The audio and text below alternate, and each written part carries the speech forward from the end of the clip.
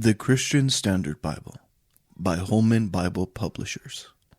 Exodus chapter 4. Moses answered, "What if they won't believe me and will not obey me, but say, 'The Lord did not appear to you'?" The Lord asked him, "What is that in your hand?" "A staff," he replied. "Throw it on the ground," he said. So Moses threw it on the ground. It became a snake, and he ran from it. The Lord told Moses, "Stretch out your hand and grab it by the tail." So he stretched out his hand and caught it, and it became a staff in his hand. "This will take place," he continued, "so that they will believe that the Lord, the God of their fathers, the God of Abraham, the God of Isaac, and the God of Jacob, has appeared to you." In addition, the Lord said to him, "Put your hand inside your cloak." So he put his hand inside his cloak, and when he took it out, his hand was diseased, resembling snow. "Put your hand back inside your cloak," he said. So he put his hand back inside his cloak, and when he took it out, it had again become like the rest of his skin. If they will not believe you and will not respond to the evidence of the first sign, they may believe the evidence of the second sign. And if they don't believe even these two signs or listen to what you say, take some water from the Nile and pour it on the dry ground. The water you take from the Nile will become blood on the ground.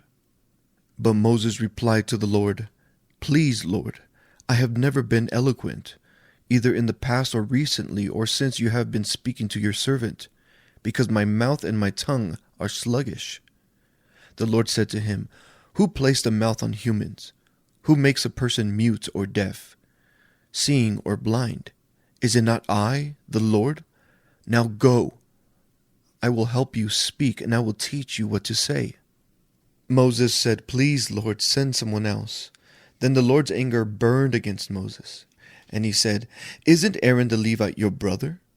I know that he can speak well, and also he is on his way now to meet you. He will rejoice when he sees you. You will speak with him and tell him what to say. I will help both of you and him to speak, and will teach you both what to do. He will speak to the people for you. He will serve as a mouth for you, and you will serve as God to him. And take this staff in your hand, that you will perform the signs with." Then Moses went back to his father-in-law Jethro, and said to him, "Please, let me return to my relatives in Egypt, and see if they are still living." Jethro said to Moses, "Go in peace." Now in Midian the Lord told Moses, "Return to Egypt, for all the men who wanted to kill you are dead." So Moses took his wife and sons, put them on a donkey, and returned to the land of Egypt. And Moses took God's staff in his hand. The Lord instructed Moses, "When you go back to Egypt, make sure you do before Pharaoh all the wonders that I have put within your power.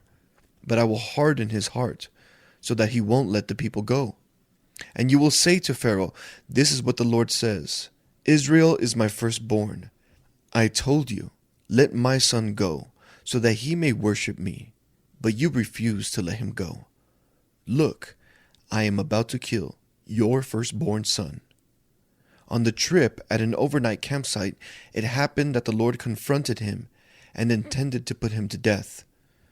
So Zipporah took a flint, cut off her son's foreskin, threw it at Moses' feet, and said, "You are a bridegroom of blood to me." So he let him alone. At that time she said, "You are a bridegroom of blood," referring to the circumcision.